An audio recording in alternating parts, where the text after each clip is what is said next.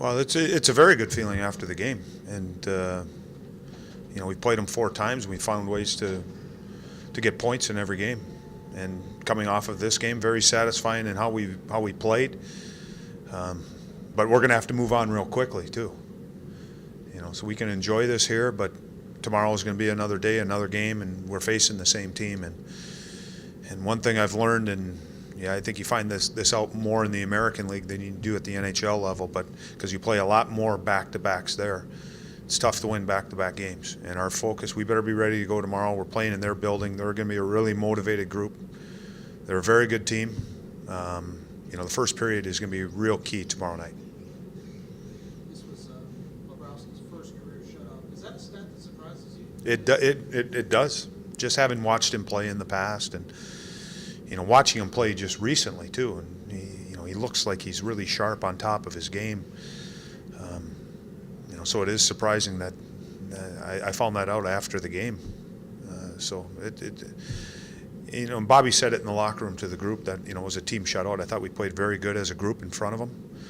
He looked like he was really in control tonight, though. There weren't too many loose pucks. I mean, pucks were hitting him and sticking to him, and when that happens, a lot of times you feel that the goalie's really on top of his game. The first shot of the game, actually, we had a little breakdown in coverage, and it went out to the right point. It might have been Smith who was shooting it, but he stepped in, took a slap shot, and at first when I saw him winding up, I'm like, "Ooh, this is going to be dangerous." And Bobby just trapped it right into his chest, and Bobby was square to the shot. He was out of his net.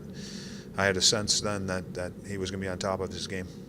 You kind of said from the start of the season that he certainly came in with a leg up, and maybe he's maintained that at this point. Does he maybe have 2 legs up as far as the goaltending situation? We still need both guys. It's going to be a grind here coming down. We're 9 games in 16 days. I talked about this. This is the stretch that we're in right now. We're going to need both guys. He's playing good right now. He coming back from out of the lockout.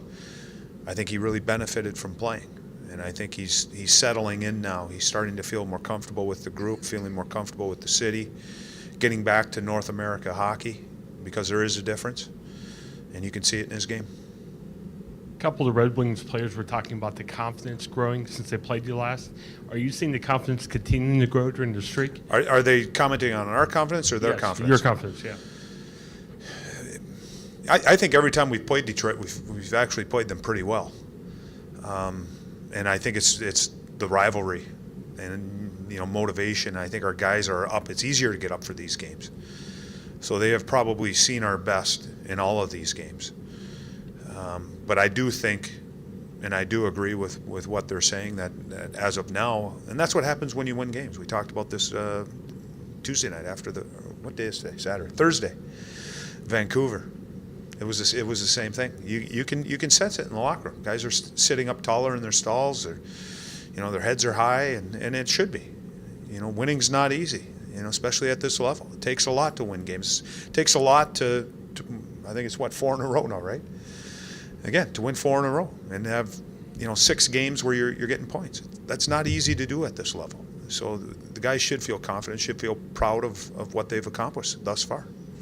Nisimov, late scratch. You have a status update on him? Status, he will not be making the trip with us tomorrow. He'll be staying behind. He's going to see our doctors tomorrow. And also, I believe it's the first time you guys clinched the season series against Detroit. First time the Jackets have ever done that. Stuff like feather in the cap there for making that historic feat. Well, I wasn't part of the tradition or the history here. I mean, for me, personally, as a coach, whenever I think you can, I view Detroit as we talked about Vancouver, Chicago, Detroit. To me, these are the elite teams, the elite organizations.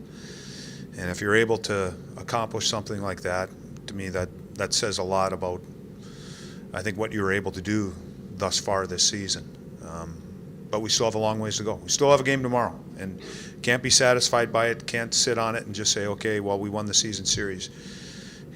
Tomorrow night is our biggest game, or tomorrow afternoon is our biggest game of the season, and we got to be ready for it. Todd, can you just talk about Matt Calvert's play? He had a huge assist there on Cam's goal to give the team the lead tonight. Seems like he works hard. Just talk about your impressions of him. He's worked extremely hard. He does a lot of different things in the game. Obviously, Thursday versus Vancouver scored a big goal for us. And tonight worked hard to create the turnover and then made a good play out to Cam. And then there's other little plays throughout the game. Everyone wants to see the pretty plays, the goals. For me, it's these other little things: his penalty kill, his position, winning battles on the boards, the way he works back into his own zone. From a coaching standpoint, those are the little things, the subtle things that I look at, and other coaches look at. That when you look at it, he becomes a really valuable asset to us. Todd, I wanted to ask you about how Prout's fitting in, and also Broussard really played great today. This was Derek's one of his better games that I've seen him play in a long time. And to me, again, a simple stat that I look at is face-offs. He was at 10-4, I believe it was the final stat. But that's the first battle of a shift. And when you're watching him getting prepared for face-offs, it looked like he was more engaged in that, getting ready for that. And maybe it's because he was playing against Datsuk most of the night, or Zetterberg. And that was more of his focus. But to me, it started right there. I think he skated much better. And I think because of those two things, he had the puck more. And when he has the puck more, now his skill can start to come out. He can start to make plays and start to do things offensively. Dalton, I saw him a little bit last year. I think he played 5 games for us. Craig Hartsburg's new and Keith Acton's new, and they really didn't know what to expect. But I remember him last year and him being a big body, plays a fairly simple game. But it's his big body, it's his presence, and using his size. And he's impressed. He's impressed the new coaches. It's a different element that we didn't necessarily have on the back end, a guy that plays with a little bit more of a physical edge. Doesn't mean our other guys don't do it, but he's got that in him. And he stood up for himself and his team against Colorado when he fought McLeod. And if you want to win your teammates over, you play the game hard, and those are certain things that you do throughout the season, throughout your career to win your teammates over. And he's done a very good job coming in, just playing a really stable, sound game. Todd, your thoughts on a player pointing to the scoreboard late in the game? Did you see Vinny do that, and what do you think about it? I didn't like it. And I addressed the team afterwards. Just told them that's not what we do. Worry about the ball tomorrow? Over that? Yeah. No, I'm not concerned about that. And, it wasn't a respectful thing to do, to the Red Wings. But we've addressed it. We shouldn't do something like that. Can you provide any more insight into Anisimov, and will Dubinsky go with you tomorrow? No. Neither player's making the trip. Upper body, lower body, Anisimov? Artie? Yeah. Yeah, it's a lower body. I know that doesn't help you out, Sean. Sorry.